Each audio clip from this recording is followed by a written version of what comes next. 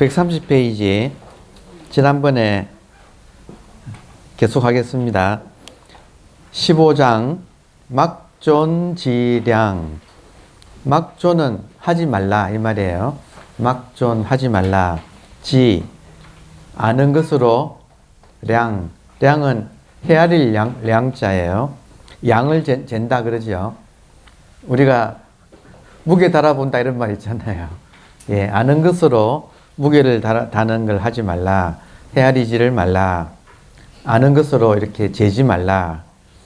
막존지량하고 같은 뜻이 막존지혜라는 말을 또 많이 씁니다. 예, 막존지혜. 막존지량이라는 말이나 막존지혜. 해는 이해할 핵자.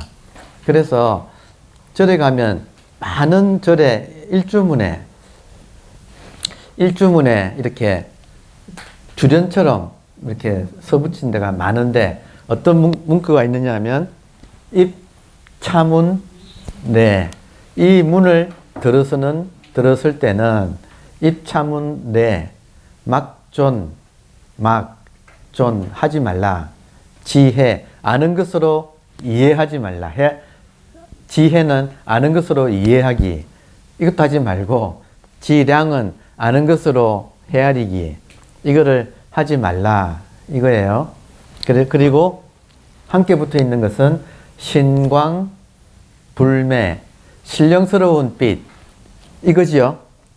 지금 저 보십니까? 네. 저 보는 그것이 이제는 설명 안 해도 이렇게 좀 왔다 갔다 하지요. 이제 이심전심으로.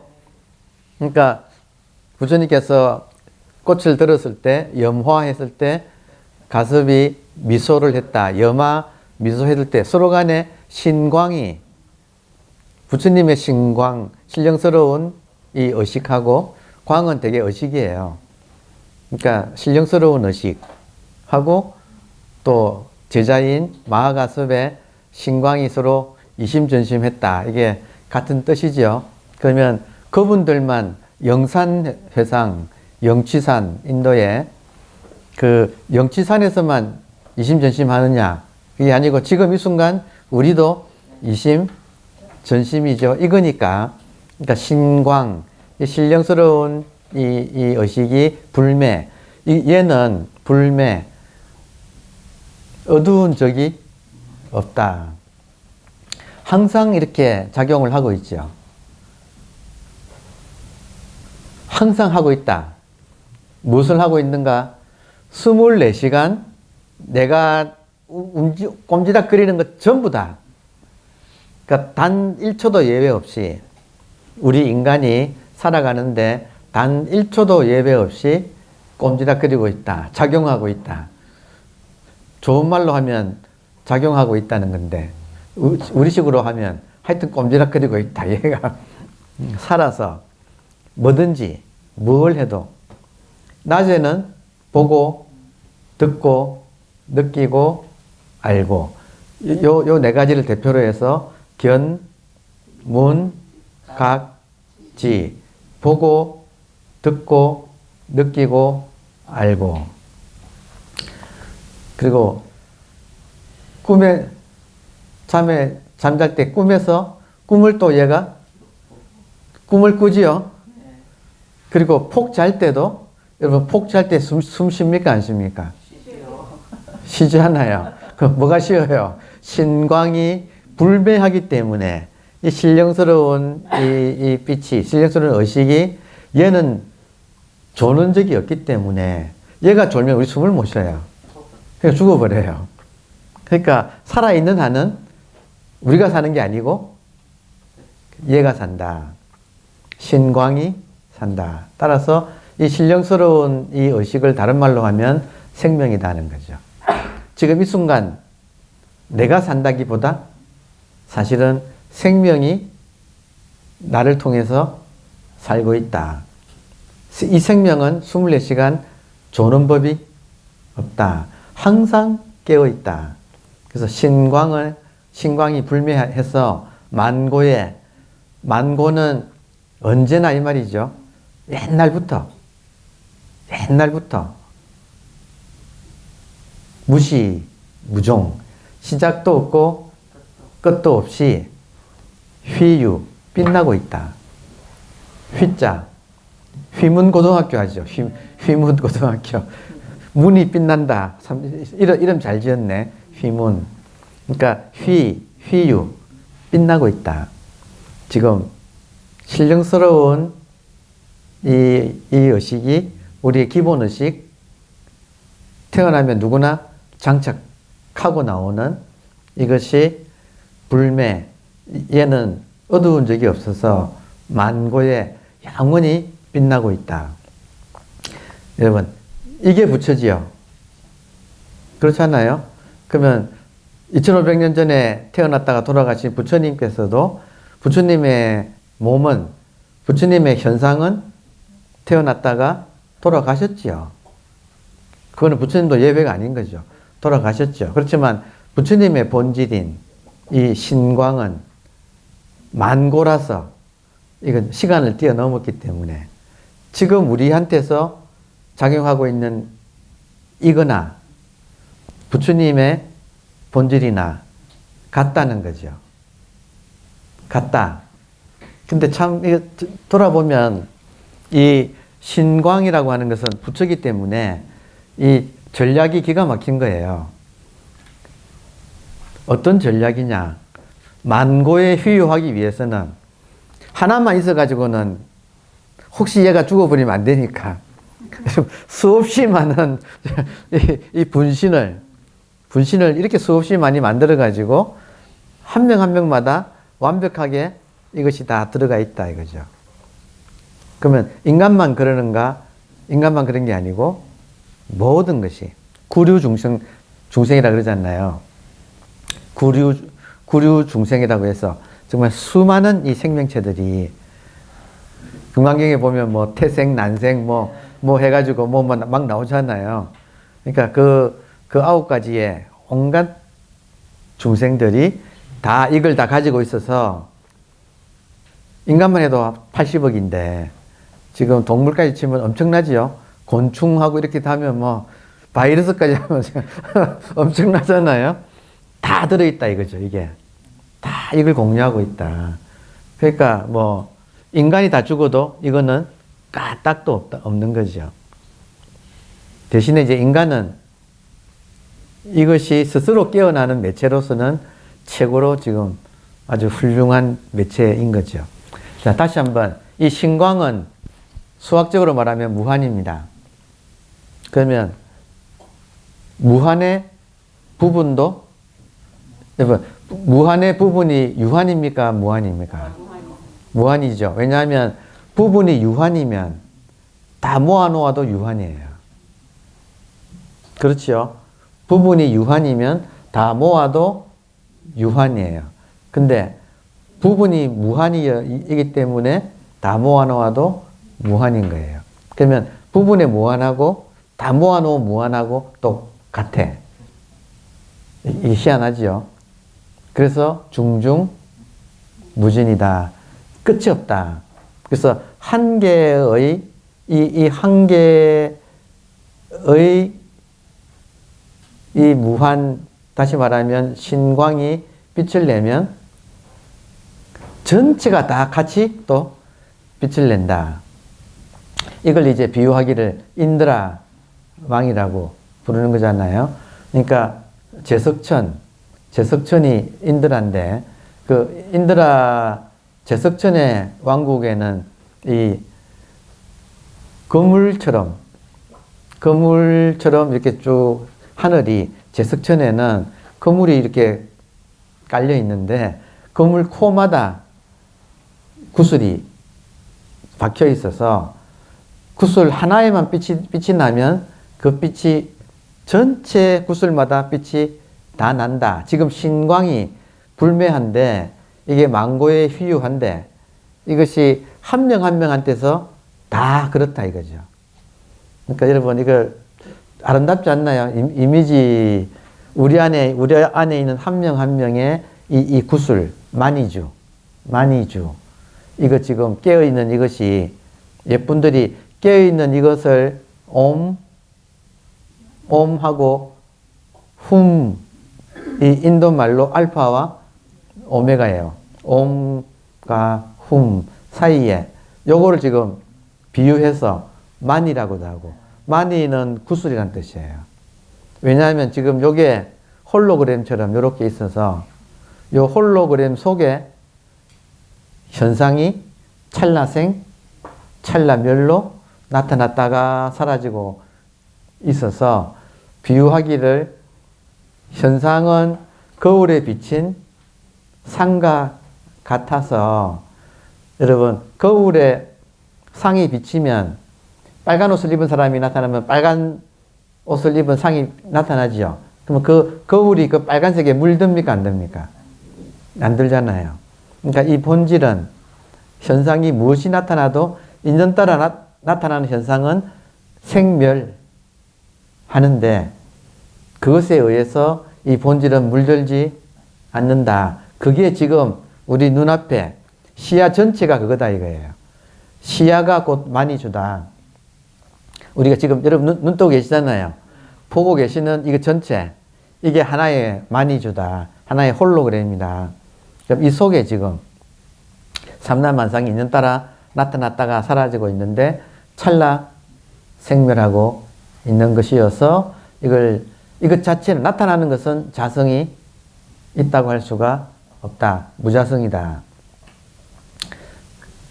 그래서 만이라고도 하고, 또 이 현상계의 본질이 물들지 않는다는 비유로 진흙에 물들지 않는 연꽃으로 비유를 또 하잖아요. 그래서 연꽃을 파드마, 인도말로는, 그리고 한자로 번역하니까 반매. 그래서 옴, 마니, 반매, 훔. 옴과 훔. 태초와 무시, 무종 사이에 뭐가 하나가 있는가? 마니 혹은 반매라고 상징하는 이거 하나가 이렇게 있어서 이것이 우리들의 본질이다. 이걸 깨달으면 현상의 몸은 생로 병사를 하지만 지금 우리들의 본질인, 지금 깨어있는 신령스러운 빛인 이 의식은 태어난 적도 없고 따라서 죽을 수도 없이 만고에 휘유하다. 참 좋은 말 아닌가요, 여러분? 같이 한번 따라해 보세요. 입차문내, 막존지혜, 신광불매, 망고희유. 휘자네, 휘. 예, 휘문할 때 망고휘유. 그러니까 이런 말들은 다 외워두면 좋죠. 신광 대신에 우리 책에는 영광이라고, 또 신령스러울 영자를 써가지고 영광이라고 또 했잖아요. 신광 혹은 영광. 전라도에 영광이 있죠. 굴비 나오는. 그 참 동네 이름 잘 지었네. 원불교가 여기서 나왔죠. 그러니까 참 원불교도 그 태생적으로 인연이 이렇게 아름다운 인연이 있네요. 그러니까 이것이다. 여러분, 모든 것이 여기서 나오고 여기로 돌아가고 있다. 이 순간에도. 그렇죠? 그래서 여기가 우리들의 집이다. 여기가 우리들의 집이다. 그 집에서 있으면 편해요. 집에 있으면 편한데 우리는 자기도 모르게 집에서 나와서 길을 잃은 상태다. 집에서 왜 나왔는가? 홀려가지고. 무엇에 홀렸는가? 이 거울 안에 나타난 이 현상의 모양에 홀려가지고, 아니 지금도 그렇다면서요. 1,000만 원 딱 지고 백화점 명품관 문 열기를 새벽같이 나가서 기다렸다가 문 열면 여기 땅 해가지고 원하는 거 살려고 그렇게 홀렸다 이거예요. 여러분, 홀렸다. 이 현상계에 온갖 이 좋은 것에 홀려가지고 집을 나와서 길을 잃고 있는 상태.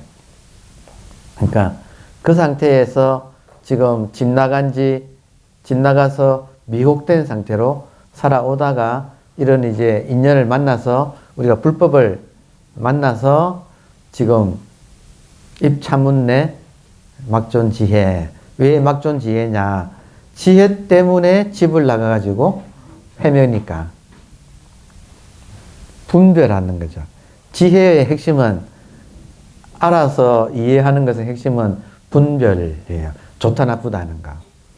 그게 이제 우리들의 핵심이다. 그래서 지금 이 장의 이름이 막존지량, 막존지량이나 막존지혜가 같은 말이다. 그래서 이런 말이 나올 때는 이런 거를 이제 딱 외워가지고 써먹으세요. 여러분 주변에 많잖아요. 대상이. 배우자한테도 써먹고 자식한테도 써먹고 할머니가 이렇게 어머니가 딱 이런 말을 하면 있어 보이지 않나요?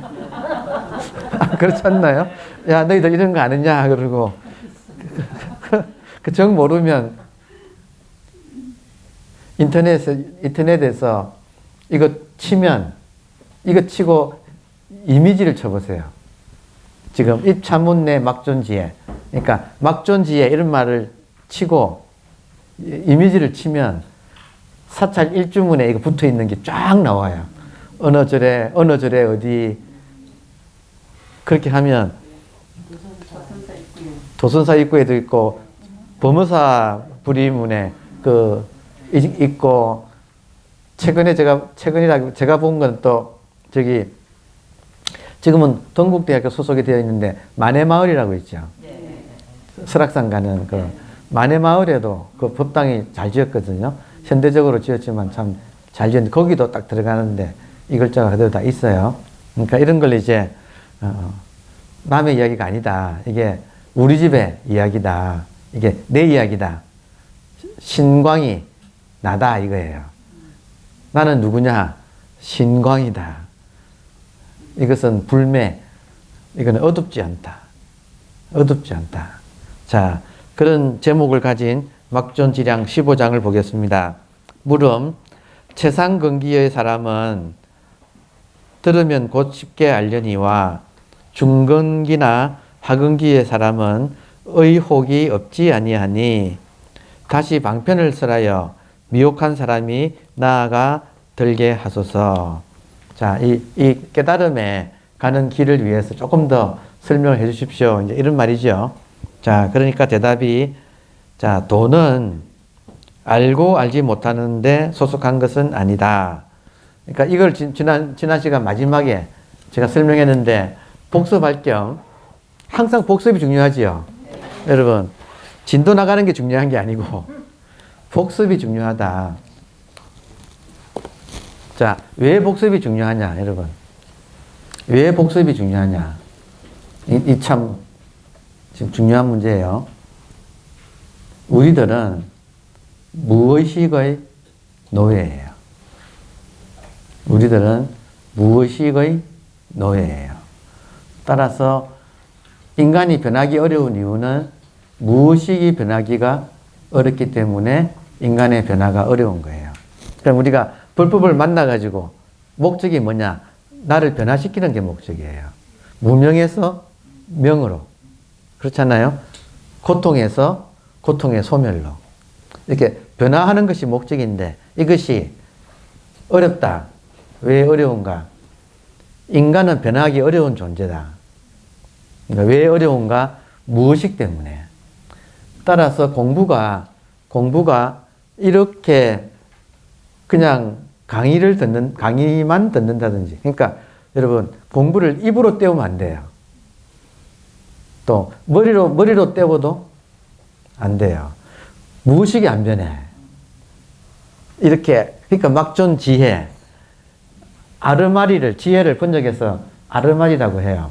막존, 하지 마라. 아르마리를 내지 말라. 입문에 들었을 때는 아르마리를 내지 말라. 왜냐? 아르마리 가지고는 무의식이 안 변하는 거예요. 그러니까 공부가 온몸으로 체험을 해야지. 부닥쳐가지고 겪어내야지. 그래야 무의식이 변하지. 그냥 이렇게 강단 교육만 가지고는 무의식이 안 변한다. 왜 안 변하는가 잠깐 설명해 드릴게요. 왜 안 변하는가? 여러분, 지금 여러분 저 보시죠. 여러분 지금 죽비 보시죠. 지난 시간에 기억나세요? 제가 여러분이 보시는 이 죽비가 사실은 이게 지금 물질처럼 보이지만 사실은 여러분은 시각 정보를 지금 보고 계시다고. 제가 지난 시간에 설명을 드린 거 기억나세요? 우리가 보는 모든 것, 우리가 듣는 소리, 보는 형상, 모든 것은 그 자체가 아니고 시각 정보를 지금 보고 있는 거예요. 이 말도 지금 맞잖아요, 사실은. 우리가 보는 것은 전부 시각 정보를 지금 보고 있는 거예요. 그러면 눈 떠서 잘 때까지 시각 정보를 계속 입력하고 있어요. 지금 이해되세요? 요즘 AI 시대에 여러분 핸드폰 가지고 있으면 여러분이 어디 갔다는 게 다 찍혀 있어요. 여러분 저기 안양에 가면 띵동 하면서 안양에 지금 온도가 그런 것도 경험하십니까? 요즘은 또 뭡니까? 코로나 알림이 안양시라고 해가지고 오잖아요. 거기 가면 거기 오잖아요. 그러니까 지금 우리가 움직이는 것은 전부 정보예요. 그러니까 이 정보가 입력되듯이 태어나서 지금까지 매일매일 엄청난 양의 시각 정보를 입력해 놨어요. 청각 정보를 입력해 놨어요. 미각 정보를 또 맛집은 귀신같이 찾아다니잖아요. 이 미각 정보를 또 온갖 거를 보면 이렇게 다 입력을 해놨다. 후각, 냄새도. 그러니까 지금 또 책을 읽으면 또 이런 인식 정보도 많이, 관념들도 많이 입력을 해놨잖아요. 그것이 어디가 있는가? 무의식에 차곡차곡. 그러니까 우리는 이걸 제8 아레아식이라고 이제 이야기를 하는데 어려운 용어 쓰지 말고 그냥 일반 용어를 쓴다면 우리의 무의식에 태어나서 지금까지 우리가 경험한 것이 다 고스란히 저장되어 있어요. 그러면 무의식은 AI와 같아요. 인간의 무의식은 인공지능하고 같아서 정보를 입력하면 스스로 자가 학습을 해요. 자가 학습. 이걸 딥러닝이라고 하잖아요. 그러니까 자가 학습을 지금은 여러분 자가 학습을 다 시키고 있어요. 모든 AI가. 여러분 청소기 집에 쓰시지요? 그러면 몇 번 걔를 작동시켜 놓으면 걔가 몇 번 가다가 탁 쓰고 하면서 나중에는 이게 입력이 돼가지고 지가 알아서 벽에서는 이게 입력을 하게 해서 자가 학습을 시킨다. 이거 지금 우리하고 아주 가까워요. 말난 김에 요즘 좀 조금 유식해지십시다. 조금 유식해진다면 좀 우리가 이미 정보를 가지고 모든 게 움직이고 있는 중이에요. 이 원리를 그대로 쓰게 되면 여러분 앞으로 세상은 우리가 5년, 빠르면 5년이고 늦으면 10년 안에 인간이 운전하는 것은 금지돼요. 희한하지요? 인간이 운전하지 않고 전체가 다 자율자동차로 다 변해요. 그러면 자율자동차끼리는 사고가 안 나요. 걔들끼리 모든 소통을 다 하기 때문에. 근데 그게 인간이 하면 사고나. 이해되세요? 그러니까 인간이 운전하는 건 금지. 적어도 하여튼 뭐잖아. 10년 안에 인간이 운전하는 건 금지예요. 그러면 그 자율자동차를 타면 모든 게 정보가 입력돼 있어요. 그럼 어떻게 되느냐? 자율자동차 걔는 현실 세계에서 움직이는 게 아니고 실제 움직이는 건 현실 세계에서 도로 위에서 움직이는데 그 자율자동차 입장에서는 자기들끼리 세계가 메타버스 세계예요. 자기들끼리의 정보 세계예요. 그러니까 걔네들은 자기들 정보 세계 안에서 움직이는 거예요. 그러니까 모든 것이 서로 간에 다 통제가 되는 그런 세계 안에서 얘를 움직여. 근데 우리는 지금 걔를 타고 다니면 현실 세계하고 자율자동차의 가상세계하고 이게 겹치는 세계가 이제 곧 오는 거예요. 그러니까 지금 말이 났으니까 우리가 경험할 수 있는 현실 세계와 가상 세계가 겹쳐지는 그 경험, 그걸 지금 세계적으로 지금 메타버스라고 부르는 거예요. 그러면 그게 지금 곧 이제 현실화된다. 그래서 뭐냐면 지금 도로에 다니는 전기차들 이런 것은 전부 다 모든 지금 정보를 다 수집하고 있는 거예요. 이 정보를 가장 많이 수집하고 있는 데가 중국이에요. 지금 어제 이런 것까지 다 말하니까 제가 참 수업 시간에 그래도 여러분 같이 공유하십시다. 세상이 이렇게 돌아가고 있어요. 어제 테슬라 주가가 12% 올랐어요. 그러니까 많이 올란 거예요. 왜 테슬라가 그렇게 독보적으로 아주 질주하는가? 왜 그러냐면 정보 때문이에요. 차 자체가 문제가 아니라 테슬라 차가 전 세계를 다니면서 지금도 무섭게 정보를 수집하고 있어요. 지금은 이제 데이터가 돈이에요. 앞으로는 석유보다도 훨씬 더 데이터가 돈이에요. 다시 말하면 우리가 지금 핸드폰을 켜시면 여러분이 기존에 구입한 거를 정보를 다 가지고 AI가 이것도 사세요라고 와요. 유튜브를 보면 이것도 보세요라고 와요. 그러니까 모든 것이 정보가 다 되어서 개인의 정보를 누군가가 클라우드에 지금 다 수집을 해서 우주적으로 돌아가고 있다. 지구적으로 지금 돌아가고 있다. 그래서 하여튼 자율자동차들은 걔네들이 그냥 움직이는 게 끝나는 게 아니고 그 움직이는 것 자체가 전부 정보가 되어가지고 한쪽으로 다 모이고 있는데 그게 테슬라인 거예요. 그러니까 이게 독보적으로 앞서고 있어요. 얘네들이. 그러니까 되게 머리가 좋다고 하면 참 좋지요. 그러니까 그런 것처럼 지금 우리가 보고 있는 것이 다 지금 정보예요. 알고 보면. 그러니까 지금 죽비를 보고 있는다고 생각하지만 사실은 죽비라고 하는 시각 정보를 보고 있는 거다 이거예요. 그러니까 죽비는 죽비가 아니라 그 이름이 죽비다. 실제 죽비를 보는 게 아니라 죽비라고 하는 정보를 보고 있는다 그 말이에요. 능력에서 하는 말도 전체가 다 그 말입니다. 그러면 지금 우리가 이렇게 정보를 보고 있다. 이렇게 되면 지금 우리 공부하고는 어떻게 연관이 되느냐. 전부 환이에요. 지금 우리는 내가 살고 있다고 생각하지만 알고 보면 정보가 살고 있는 거예요. 그럼 그 정보의 정체가 뭐냐? 이 한 개 신광이 불수자성, 이 한 개의 신령스러운 이 의식이 자기로서 자기 자성을 지키지 않고 인연 따라서 수많은 정보로 이렇게 나타나고 있는 게 이 세상의 실상이라는 그런 뜻이죠.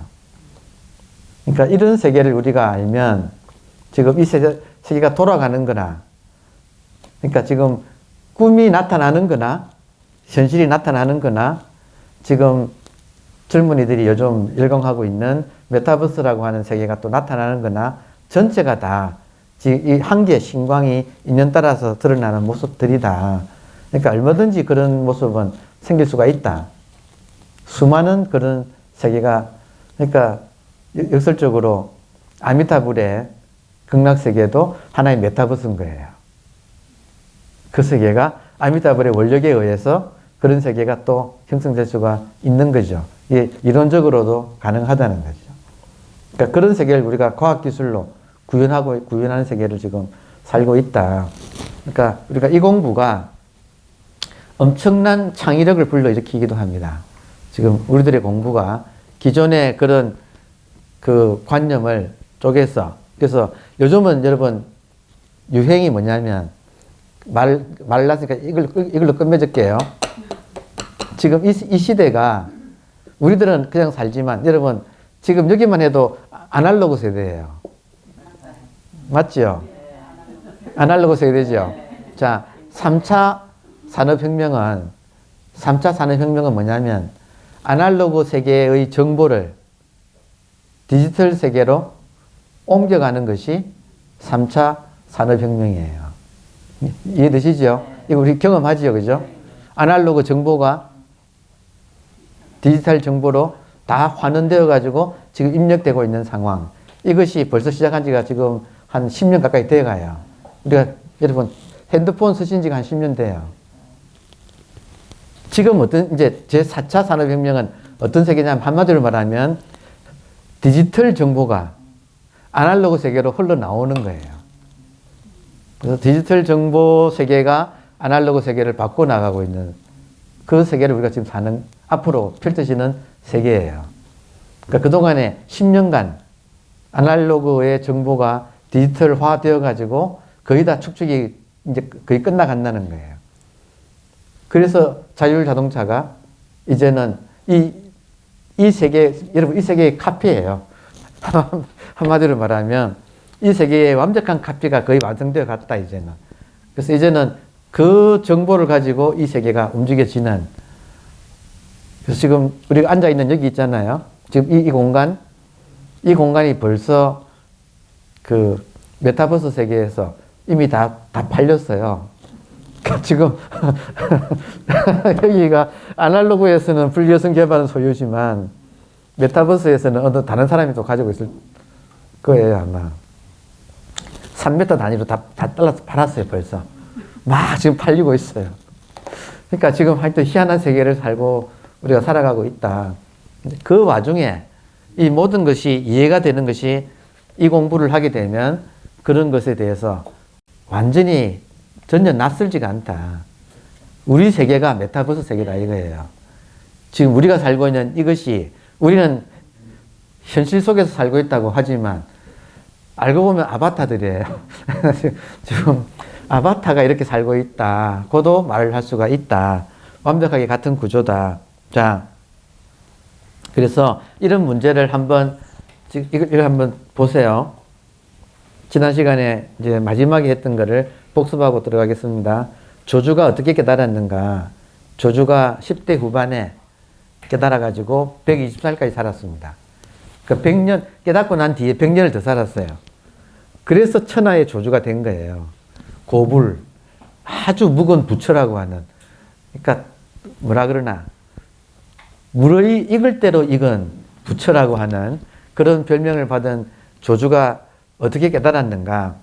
조주가 스승인 남전에게, 남전은 누구냐면 마조의 또 제자인데, 마조 밑에 유명한 세 사람이 제자 있었잖아요. 여러분, 마조가 공부했던 마경대가 있거든요. 마조가 깨달은 곳이 중국 호남성의 남학, 북학, 남학, 동학, 서학, 중학, 중학이 숭산이고 동학이 태산이에요. 그리고 밑에가 남학이거든요. 이 남학에 가면 마조가 깨달은 또 장소가 있어요. 마경대라고 불러요. 그러니까 그 이야기를 생략합시다. 길어지니까. 하여튼 마조가 이렇게 앉아 있는데 스승인 남학이 마조 앞에 와서 돌멩이를 가지고 기와장을 갈았다는 거 아니에요. 왜 가느냐? 거울 만들려고 한다. 아니, 기와장을 간다고 어떻게 거울이 마경 갈아가지고 거울 만들려고 했던 거기가 넓적한 바위예요. 그러니까 거기에 마조가 앉아서 참선하고 있으니까 스승이 보다가 어느 날 그 앞에 가서 기와장을 갈았다. 삑삑 소리 나면 기분 나쁘지요? 참선하고 있는데 앞에서 삑삑. 아니, 스님 왜 방해하십니까? 그러니까 그게 이제 마경대인데, 그 자리에서, 그러니까 깨달은 대목은 간단하게 그거잖아요. 왜 앉아 있는가? 너는 부처 되려고 앉아 있습니다. 앉아 있는다고 부처가 되느냐? 기와장을 간다고 거울이 되느냐? 앉아 있는 거하고 부처는 다르다. 기와장은 아무리 갈아도 기와장이지 거울이 될 수는 없다. 아무리 앉아 있어도 부처 될 수는 없다. 이제 그래가지고 마조가, 그래서 질문이 어떻게 됩니까? 수레가 가지 않을 때 소를 쳐야 되느냐? 수레를 쳐야 되느냐? 수레는 앉아 있는 거고, 소는 지금 깨달음이잖아요. 이거잖아요, 이거. 그 대목에서 수레, 우리 몸은 수레잖아요. 몸을 앉힌다고 해서 이게 진짜 앉는 것이 아니다. 그 말이잖아요. 여러분, 좌선은 선에 앉는 거예요. 선이 뭐예요? 신광, 신령스러운 의식. 이것이 깨어있는 상태로 앉아있는 것이 좌선이지, 몸이 앉아있는 것이 아니다, 이거예요. 그러니까 이 말에서 마조가 깨달았다. 그 마조의 마경대에 가시면 그 돌에 보면 석영이 이렇게 줄이, 마경대 가시면 석영 줄이 3개가 쫙 이렇게 나 있어요. 그리고 거기가 선원이라고 한자로 크게 선원, 선의 원류, 삼수변에 원자 있잖아요. 걷는 원자, 물이 나오는 곳, 선원, 선의 물줄기가 나온 곳이라고 아주 크게 그 바위에 새겨져 있고 빨간 색지를 쫙 해놨어요. 되게 멋있어요. 거기에 보면 이 석영이 돌 사이에 세 줄기가 쫙 나 있어요. 첫 번째 나온 게 지장 스님이에요. 이 지장의 제자가 우리나라의 태고 보우 국사예요. 그러니까 마조의 제1좌가 지장인데, 이 지장 스님은 화엄경에 뛰어나서 한국에서 간 사람들은 여러분, 한국이 화엄의 땅이에요. 한국은 화엄경의 땅이에요. 일본은 법화경의 땅이에요. 중국은 원각경의 땅이에요. 그러니까 그 나라마다 그 나라 국민들이 제일 좋아하는 경이, 한국인들은 화엄경을 좋아해요. 그러니까 마조 제자 중에서 제1좌는 화엄의 대가요. 선사면서도 화엄하게 밝아가지고 한국 사람들은 거기랑 인연이 있어서 그런지 하여튼 그쪽 가서 이 마조 제1좌의 맥은 한국으로 가는 거예요. 지금 우리나라의 맥이에요. 지금 우리 맥이에요. 이게. 그래서 그 마조 스님의 제1좌, 마조가 살았던 절이 제1좌가 물려받아가지고 지장 스님이 여기서 살았어요. 거기 그 절에 가면 지금도 지장 스님의 인맥은 해동으로 건너가서 조계종이 되었다, 이렇게. 비가 이렇게, 큰 비가 이렇게 있어요. 근데 그 절은 워낙 마조가 처음 살던 절이라서 시내 한복판에 있어요. 지금 아파트 숲속에 다 있는데, 어쨌든 간에 우리들은 거기서 달해절, 조계종은 해마다 가서 달해절을 거기서 올려요. 하여튼 제1자가 그거고, 제2자가 백장이에요. 그 백장 밑에 황벽 임재가 나와서 임재종이 내려오는 거고, 제3자가 막내에 해당하는데, 이 제3자는 완전히 걸물이라고, 뛰어난, 하여튼 이게 남전이거든요. 남전 밑에서 조주가 나오거든요. 그러니까 그 유명한 마조록에 보면 그런 말 나오잖아요. 마조가 하루는 가장 뛰어난, 당신 밑에서 가장 뛰어난 3명의 제자를 데리고 달 구경을 갔다. 달맞이를 했다. 그 달맞이를 하면서, 달맞이는 추석이잖아요. 추석날 밤에 동산 위에 올라가가지고 달을 보면서 참 좋구나. 여러분, 한가위가 뭐예요? 더도 말고 덜도 말고 이만큼만 하잖아요. 그러니까 정말 뭐 아무런 부족한 게 없잖아요. 그러니까 이럴 때 너희들은 뭐 하겠느냐 하면 각자 말해보아라. 이제 그랬잖아요.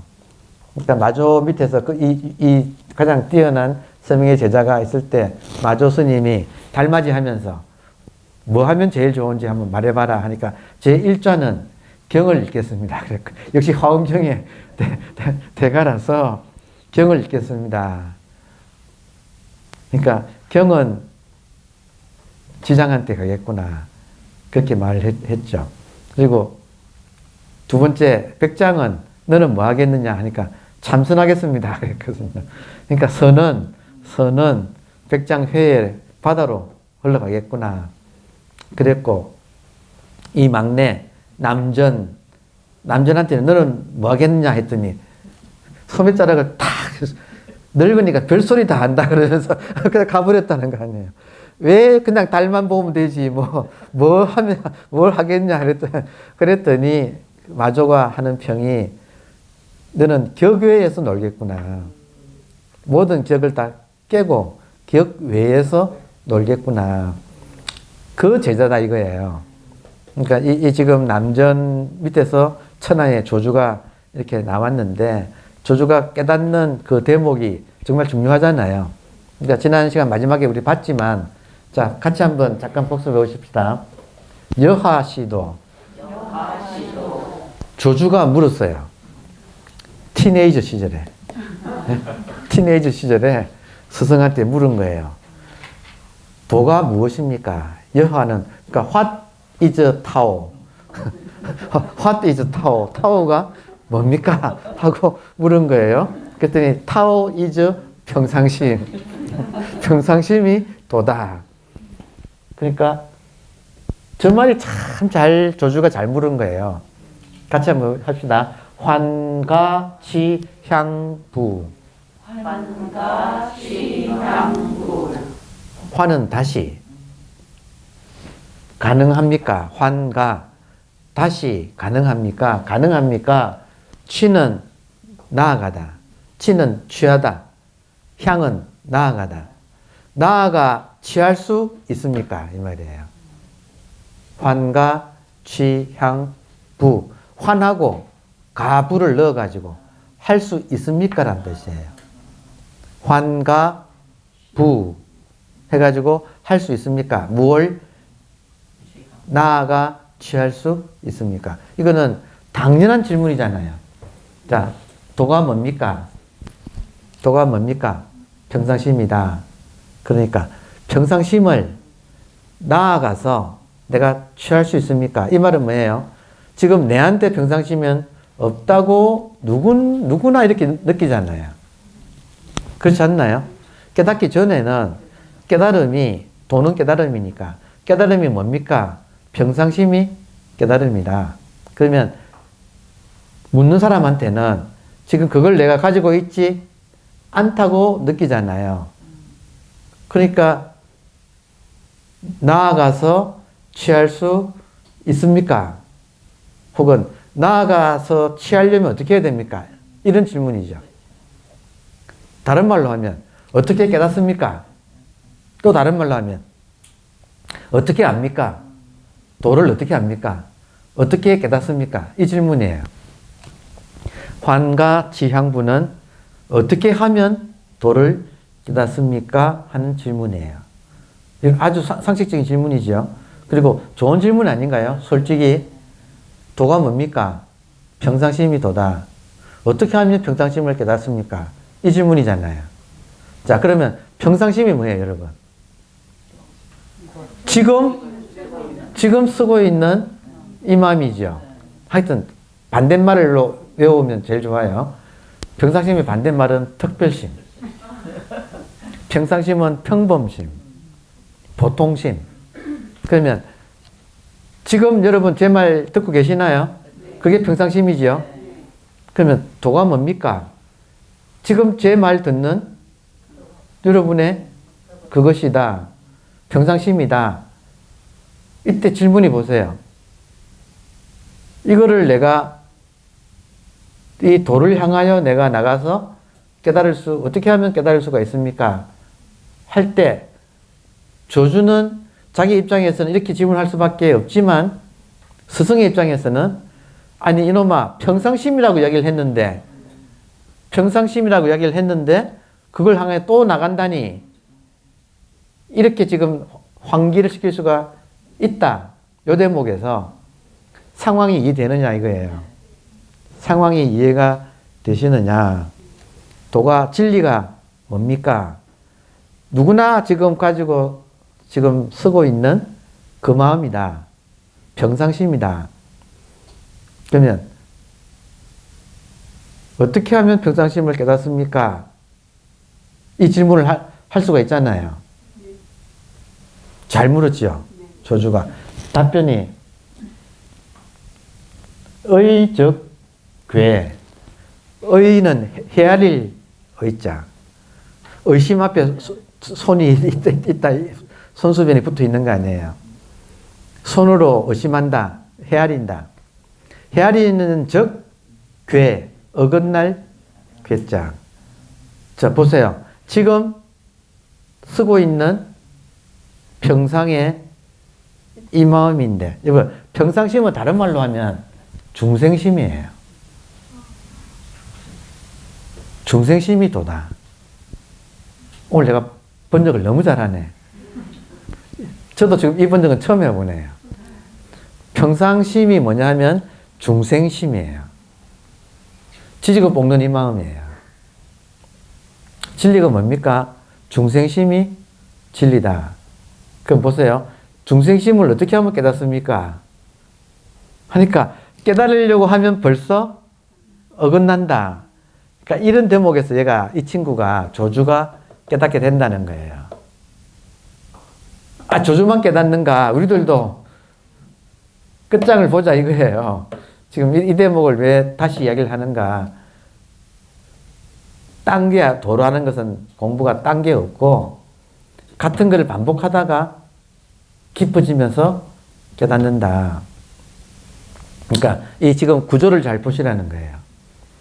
도가 뭡니까? 지금 쓰고 있는 중생심이 도다. 그러면 그 중생심을 내가 깨달으려면 어떻게 해야 됩니까? 깨달으려고 하면 벌써 어긋난다. 아, 지가 지금, 그러니까 지금 다른 질문하면, 자, 진리가 뭡니까? 자기 자신이 진리다. 같은 말이죠. 그러면 자기 자신을 깨달으려면 어떻게 하면 됩니까? 깨달으려고 하면 벌써 어긋난다. 여러분, 지금 흔쾌하지가 않네, 눈동자들이. 눈동자들이 일어나 춤을 춰야지. 지금 음미해 보세요. 같이 음미하십시다. 진리가 뭡니까? 모든 인간이 자기 자신이 진리다. 어떻게 하면 자기 자신을 깨닫습니까? 깨달으려고 하면 벌써 자기랑 멀어져 버린다. 그러니까 이게 조주는 똑똑해. 여러분, 조주 보세요. 참 대바라졌어요. 그러니까 요래야 돼요. 질문을 잘하는 사람이 정말 좋은 거예요. 보세요. 헤아리면 곧 어긋난다 그랬잖아요. 그러니까 하는 소리가 불의, 헤아리지 않는다면 쟁지시도, 그것이 도인 줄을 어찌, 쟁은 어찌 제자, 어찌합니까? 헤아리지 않으면 그것이 도인 줄을 어떻게 합니까? 똑똑하잖아요. 지금 여기 보세요. 입차문 네. 이 문으로 들어올 때는 막존 지혜, 아르마리를 내지 말라 그러잖아요. 지금 조주가 헤아리지 않는다면 그것이 도인 줄을 어찌 알겠습니까? 할 때는 조주는 지금 지혜를 가지고, 헤아림을 가지고 이거 깨달으려고 이 문으로 들어오려고 하잖아요. 그러니까 이제 결정타가 뭐냐면, 도라는 것은 알고 모르고, 지, 부지, 알고 모르고의 불속, 속하지 않는다. 한자 어렵지 않지요?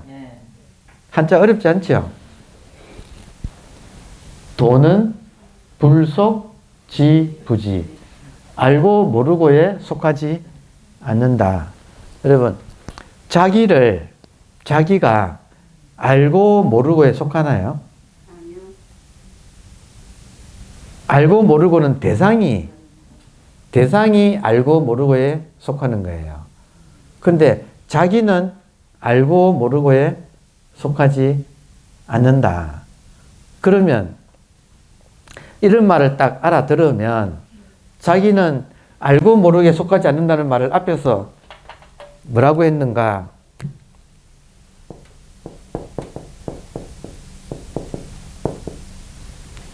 불회. 여기 지금 수심결 전체에서, 수심결이란 책 전체에서 제일 중요한 한 대목 꼽으라 그러면 불회예요. 알 수 없다. 어떻게 아는가? 대상으로서, 이 회자는 대상으로서 아는 거예요. 대상으로서 알 수가 없다. 무엇이? 자기는. 모든 것의 주체라는 거예요. 모든 것의 주체. 모든 것의 주체인 자기는 대상으로서 자기를 알 수는 없다. 그래서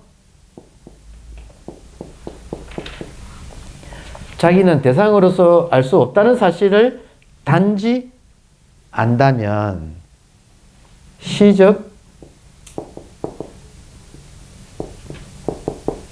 견성이다. 이것이 곧 견성이다. 무엇이 견성인가? 자기를 대상으로서 알 수 없다는 사실을 안다면 그것이 견성이다. 이 말은 뭐예요?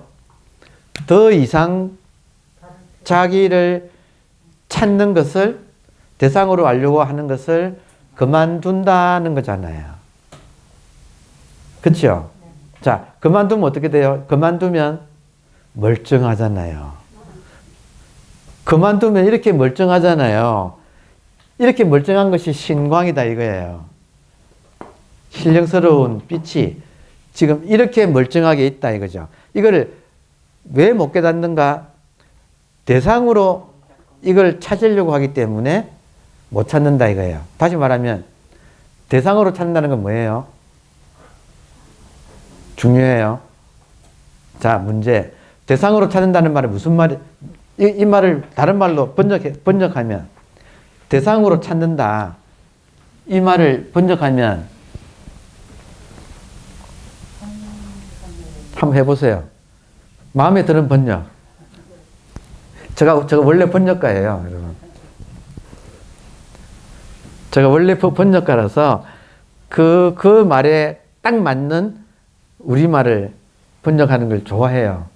굉장한 쾌감이 있어요. 굉장히 기쁨이 있어요. 번역가의 기쁨이에요. 그 외국어에 맞는, 딱 맞는 한국어를 딱 찾아낼 때 굉장히 기뻐요. 그럼 지금 대상으로 찾는다는 이 외국어에 대해서 뭐라고 번역하면 좋을까요? 네가 넣으면서 뭘 찾느냐. 네가 넣으면서 또 선생님? 현상을 나로 착각하는 거. 또 다른 분 계세요? 보세요. 나를 대상으로 찾는다 이 말은 나 밖에 있다고 생각. 그러니까 그걸 딱 떨어지게 말을 한다면 자, 현상에서 나를 찾는 거예요. 이거 음미해 보세요. 현상에서 나를 찾는 것이 대상으로 나를 찾는다는 말이에요.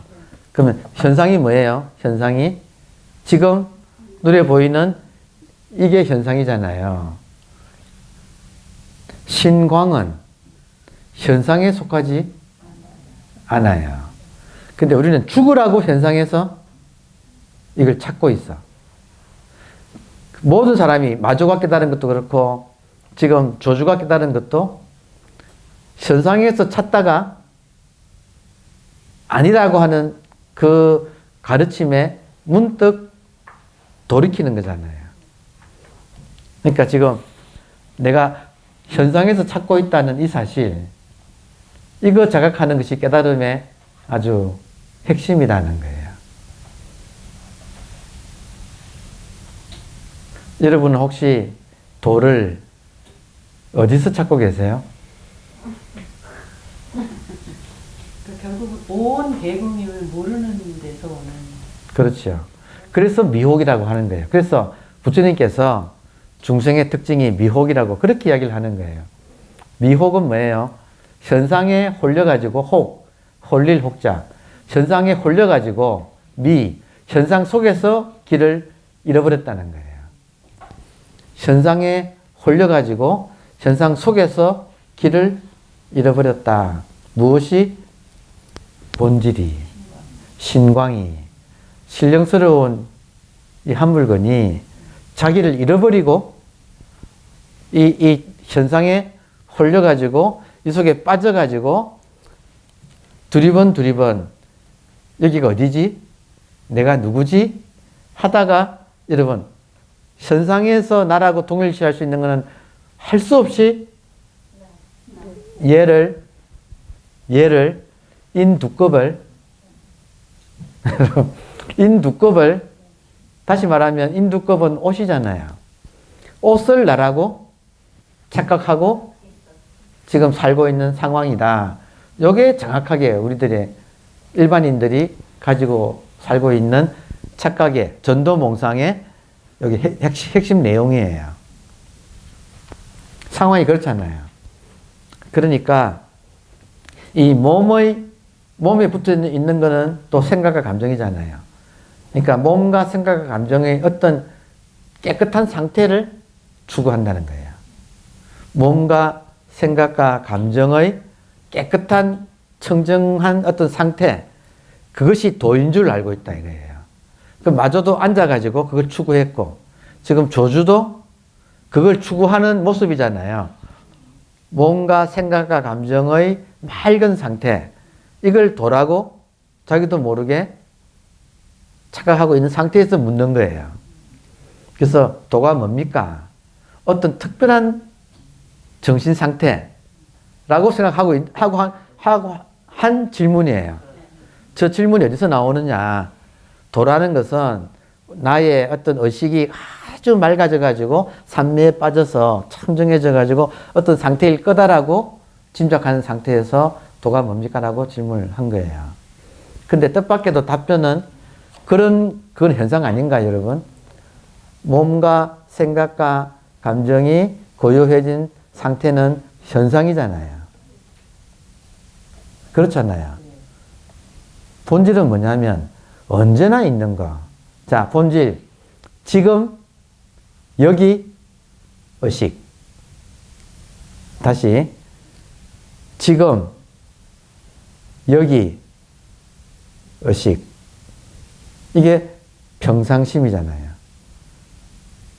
언제나 지금, 여기, 의식이 평상심이잖아요. 그 사람이 이걸 모르면 중생이고, 알면 부처고, 이거 하나잖아요. 정말로 간단한 거 아닙니까?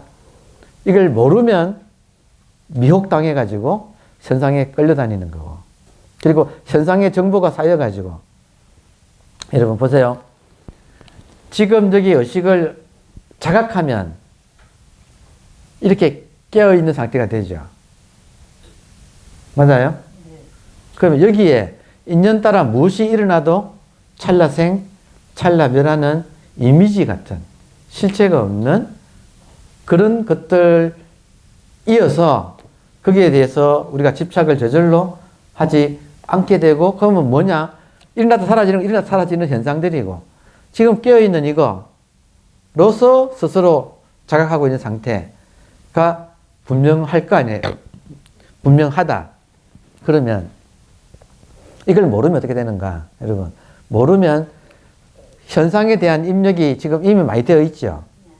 시각이 엄청난 시각 정보가 지금 다 들어있죠. 맞아요? 무지무지할 정도로 많아요. 그죠?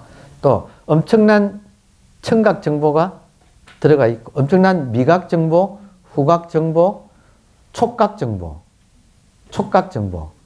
엄청난 양의 촉각 정보가 또 다 입력이 되어 있죠.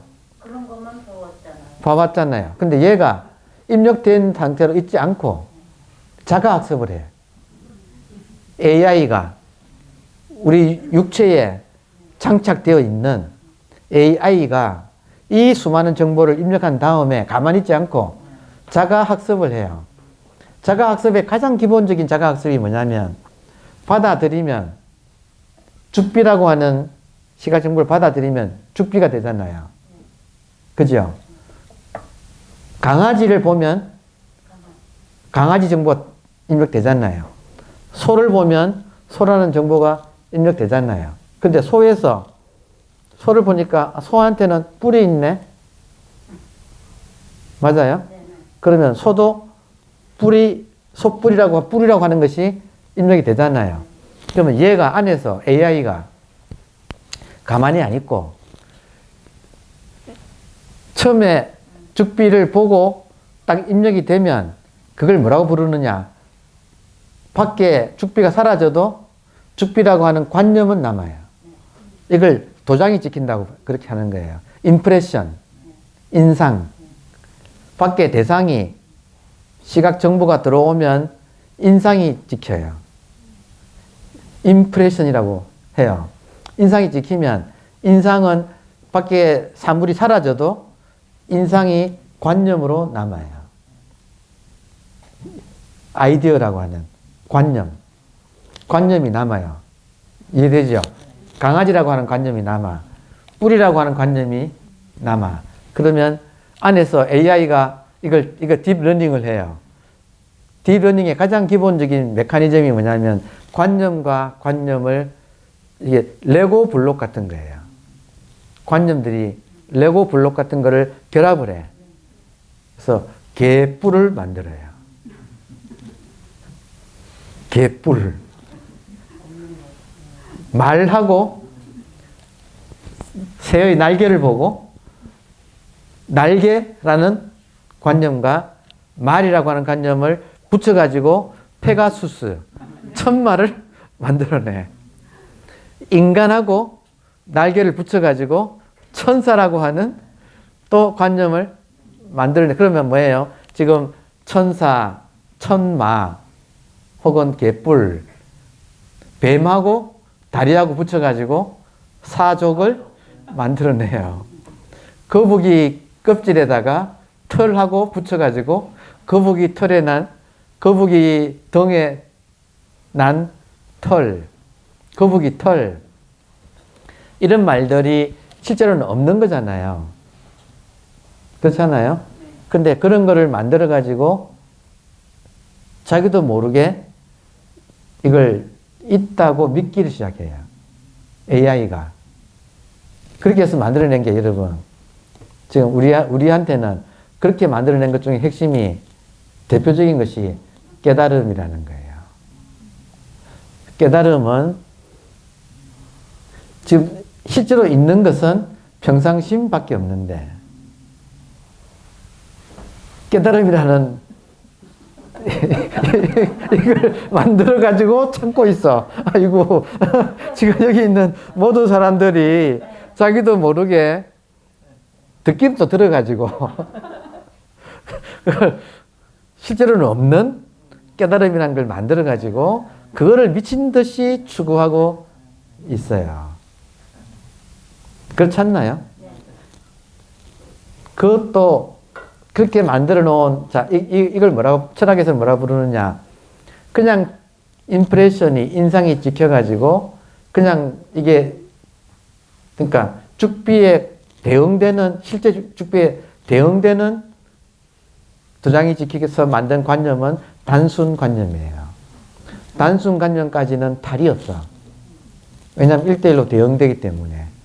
근데 단순 관념을 가지고 레고 놀이를 해가지고 AI가 그래서 복합관념을 만들어내요. 그리고 그 복합관념을 이제 믿기 시작을 해요. 그러면 복합관념을 불교에서는 뭐라고 부르느냐? 모양상자라고 불러요. 그러니까 불교에서는 모양상, 파상, 상을 깨라. 사실이 아니다. 어떤 상인가? 시어머니들은 전부 다 며느리 상이 있어. 모든 며느리는 또 시어머니 상이 있어가지고 그 상하고 싸워요. 실제로는 그냥 그건데 실제를 못 받아들이고 상을 가지고 실제하고 비교해가지고 거기서 일어나는 분별을 가지고 지지고 뽑는 것이 가상세계가 이제 만들어져 가지고 그 고통을 받는 거예요. 지금 메커니즘이 그렇다는 거예요. 그러니까 지금 우리 안에 있는 AI는 수많은 이 복합관념, 이꼬르 상. 이 중에 가장 핵심은 모든 상 중에서 가장 핵심은 나라고 하는, 여러분, 저 같으면 지금 김아무개라고 하는 정보가, 여러분 보세요. 지금까지 60몇 년 살았으니까 이런 정보, 저런 정보, 이런 정보, 저런 정보가 많이 있겠죠. 그거를 대충 얼기설기 모아가지고 아상을 만들어 놓은 거예요.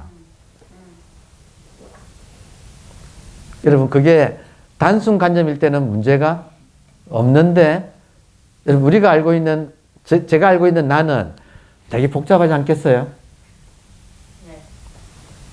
수없이 많은 이미지들을 모아가지고 만들어 놓았으니까 참 괴물이 되어 있지 않겠습니까?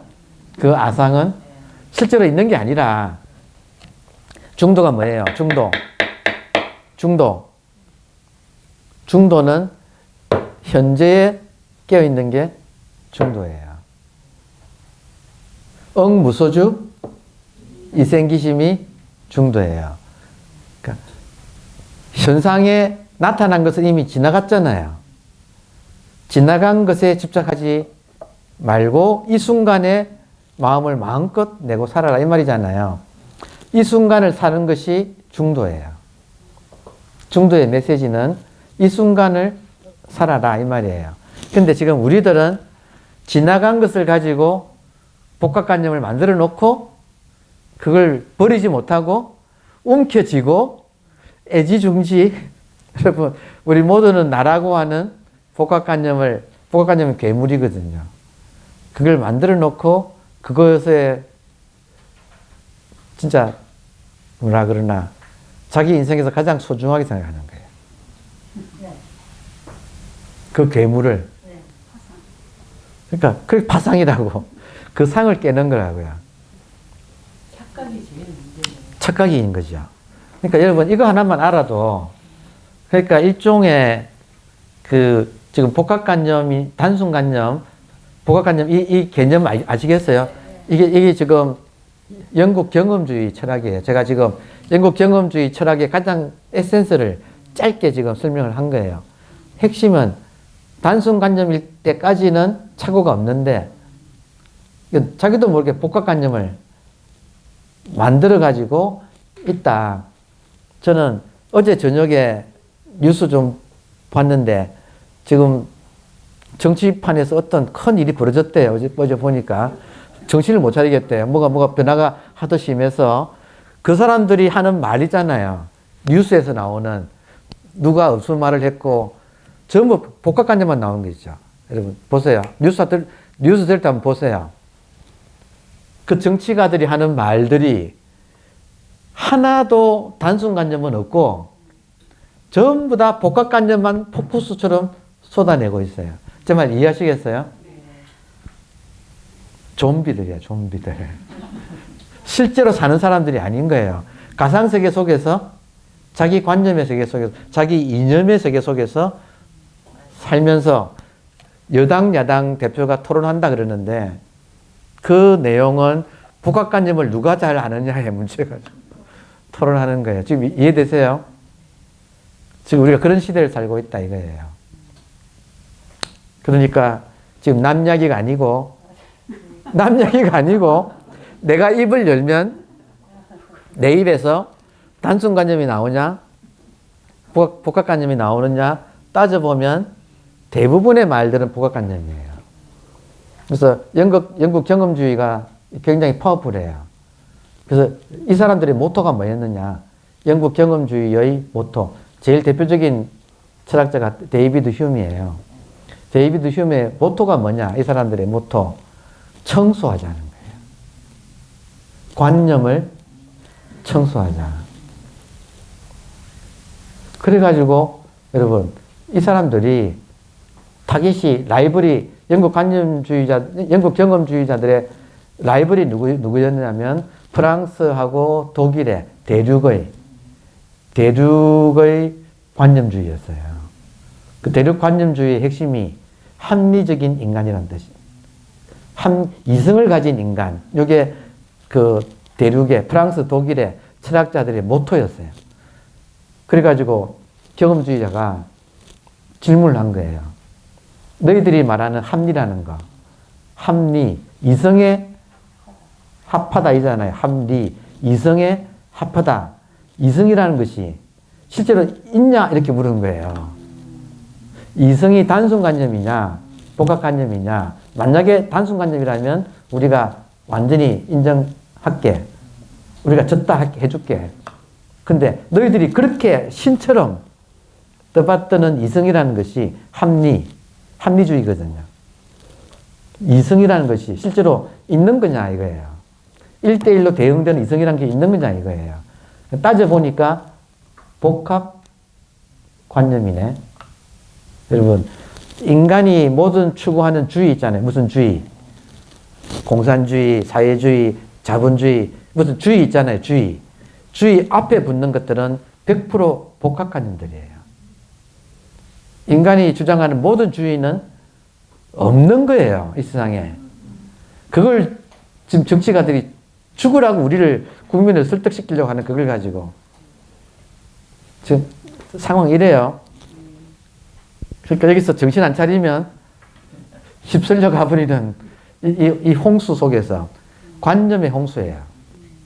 특히 현대사회는. 그러니까 정말로 정신 차려가지고 이 관념놀이에서 벗어나는 거. 이게 어떤 의미로 우리 공부의 또 하나의 재미이기도 해요. 그러니까 그렇게 보면 여러분, 데이비드 휴미 다시 한번 들러내리면, 데이비드 휴미 이 말을 하면서 예를 들은 게 관념 청소를 합시다.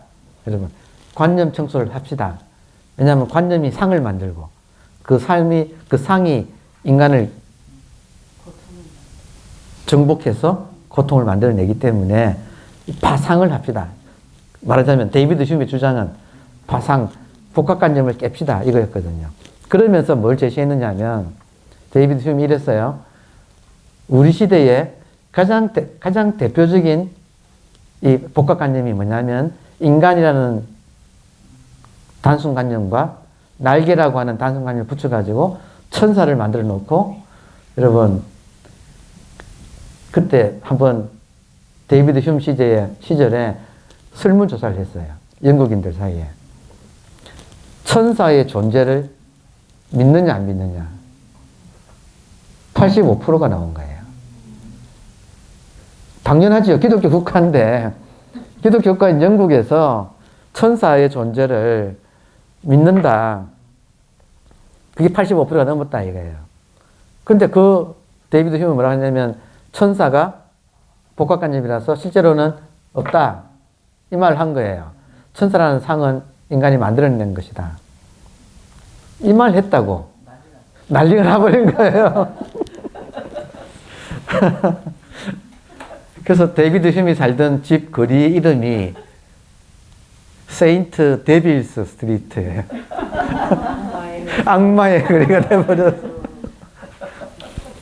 바른말하기도 어렵죠. 이 바른말을 제일 먼저 한 사람이 부처님이라는 거지.